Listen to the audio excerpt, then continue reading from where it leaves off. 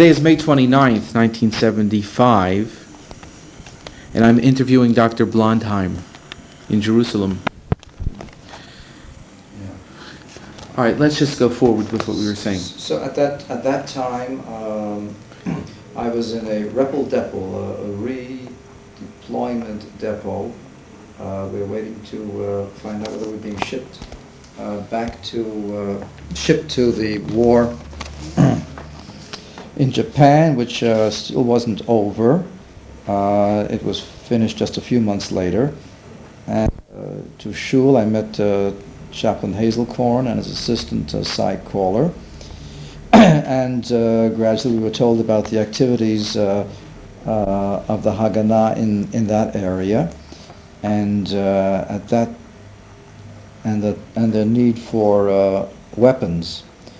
At that time, one of the most favorite souvenirs, war souvenirs of the GIs, returning home, the ones who had enough points to return home, as opposed to those with too few points who were shipped out to the Pacific.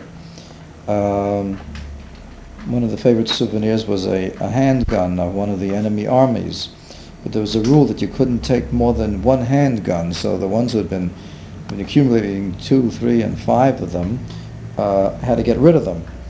And these you could get for cartons of cigarettes, which was a currency, black market currency, or money. And we were told to acquire as many pistols as we could for whatever terms we could get, the best terms we could get. And so I bought 3, 4, or 5 guns at various times, handguns, and I would put them in my talus bag and take them to Shul on Shabbat, and the gun would then go from my talus bag to the talus bag of the chaplain's assistant. I don't know how many people were involved in this. I was only in the camp for a relatively short time, for I was assigned to a hospital in Marseille, military hospital in Marseille. And yeah. We can leave out the business with penicillin, Yeah. but what other activities were you involved with Rabbi Hazelcorn? We were, some of us, a few of us, were taken down to see the Hachshara, there in the facilities there. There was sort of a training for fishing and farming. It was on the coast. And there I was shown a slick.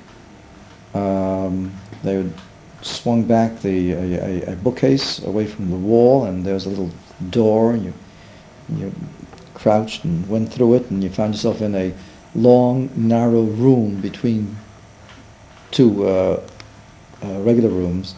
And in this they had all the ammunition, all the guns. There were submachine guns, rifles, pistols, of all kinds. I don't remember just how much there was, but it was very impressive. And we knew that they were in radio contact with Haganah ships in the harbor, because the British Navy was well represented in Marseille harbor at the time. But still they were in communication. We heard about the nightly communication. And when we were there, a ship had gone by with a number of the Chavirim, had gotten through with taking a number of Chavirim from the Hachshara through toward Israel. Anyway, they got through the British network around Marseille, out to the open sea. I don't know what happened subsequently. This is my story. Now, oh yeah, but the other thing, and Cy Caller later, when I was back in New York, maybe, well, a year or so later. That would be 47, probably. 47. Well, got in touch with me, and also Ralph Goldman, whom we haven't been able to fit in over here. And I was asked to go out and buy material to immunize some American boys who were involved with the Haganah, and I got tetanus toxoid and typhoid vaccine and smallpox vaccine, and at the Lexington Avenue YMHA, for a few nights running, I would immunize young boys who were going out to sea. And subsequently, months later, many months later, of course, it appeared to me that these were the boys who went on the Exodus, took the Exodus across. The Warfield, Warfield was the original name, General Warfield, Francis Warfield. So I must have been immunizing them for their sea exploits. Now, where else did you observe Rabbi Hazelcourt in action? This was his main activity. At that time, he was really the central figure in the liaison between the American Army and and Hachshara. To the full extent of his activities, I had no idea of. My contact with him was usually on Shabbat. He never asked you to do anything aside from the getting guns. Well, yeah. Also, I treated a few of the Chaverim who became sick. He'd asked me to come down and treat them. Yeah. Aside from those activities, he felt that he could call on you at any time for anything. Yeah. Well, that was right. And there in the Hachshara, I met one of the shlichim who convinced me that Israel or Palestine at the time really needed doctors, that somehow they'd used up the surplus of German physicians who had arrived because of the illegal immigration that was coming in and because of the immigration that they expected. And I swallowed the story hook, line, and sinker, and my previous decision to come to Israel, which I had canceled when I heard the doctors weren't needed, was put aside, and I was planned on coming. And so that this shaliach today did the usual snow job on me, and like all good olim, but somehow I've managed to forgive him. Now, what year did you come to Israel? What's that? When did you come to Israel? I came in 51. When the war of pardon? You're still looking for a job. Well, I found more than I need right now. When the War of Independence started,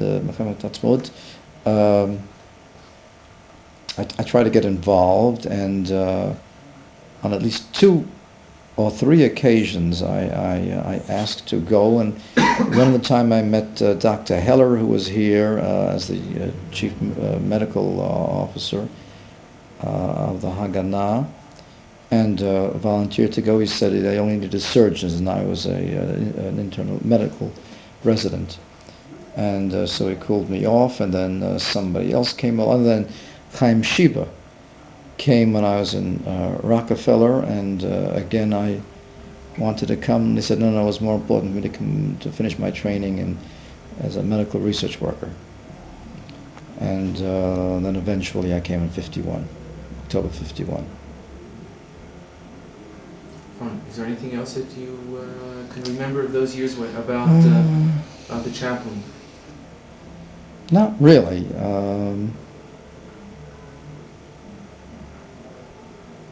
As I say, he was the key figure at the time in the liaison. He was very much respected.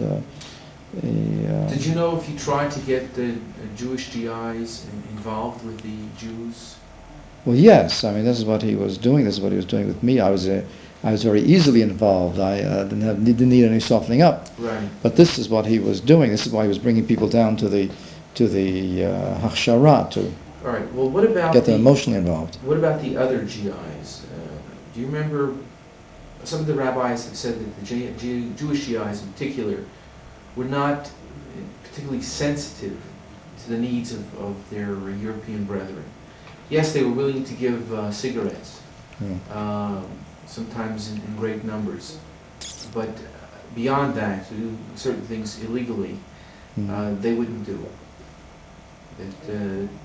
often the rabbi would have to go to 5 or 6 different people in order to get one Jewish fellow who would be willing to go beyond the bounds of... I imagine it's probably so. I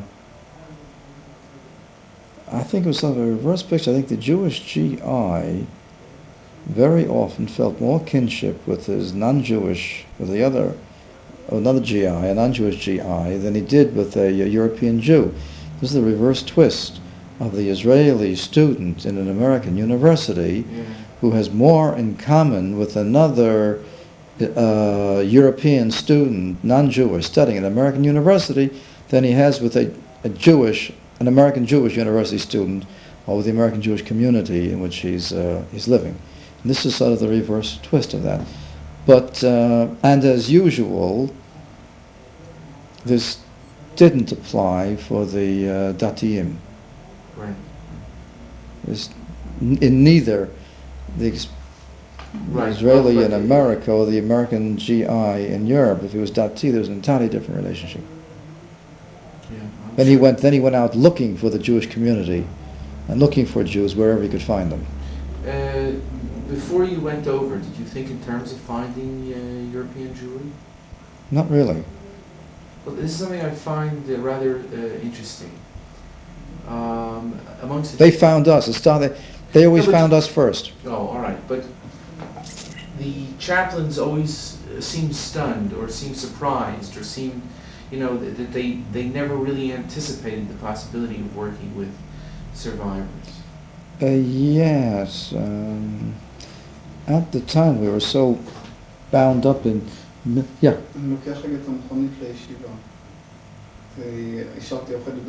רגע. אבל אין, דוד לקח. זה לא קרה. ויחזיר את זה? אתה יכול לקחת את זה ממנו אם את רוצה. תן לו צלצול. רגע, לא נכון, יש איזה... כן, אתה יכול. כי אמא נסעה עם ברברה. That segment in Hebrew should not be transcribed. Yeah. Yeah, okay.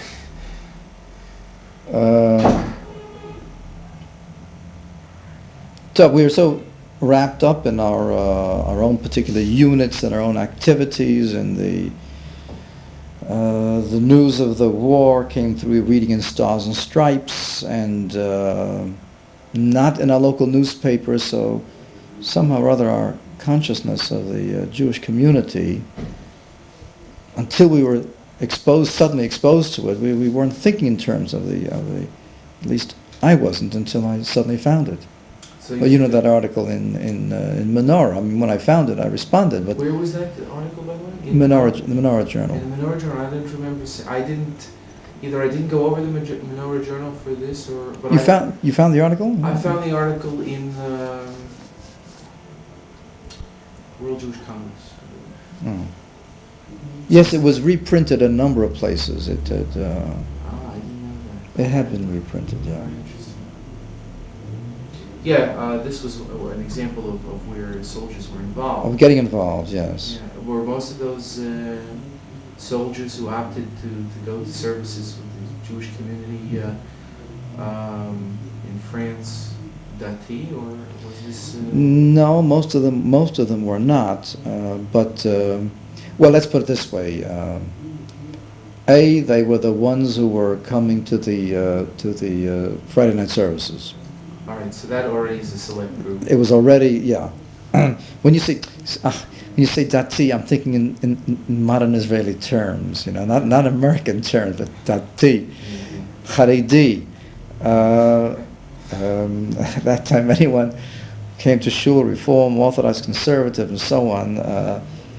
Also, but then again, a lot of them were coming just for the club spirit, and so on. We didn't have in our particular unit at that time. At the time of the Rosh Hashanah after the invasion. I was in a general hospital.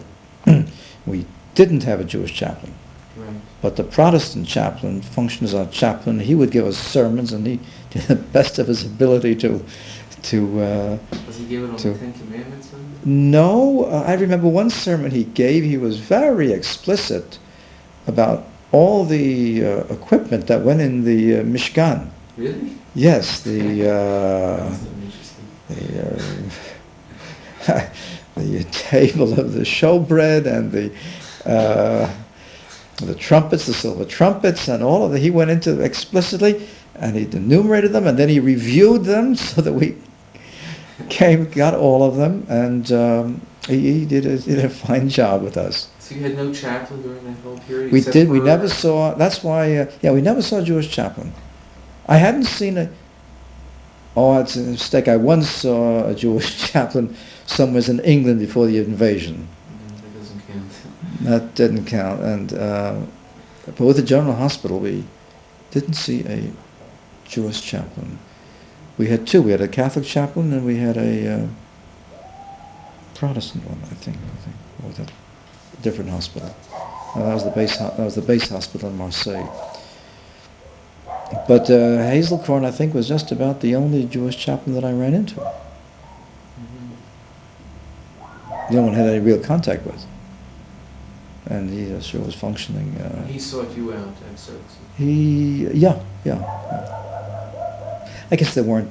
So the fact that I was an officer and a medical officer meant that I had potentialities which the other soldiers didn't have.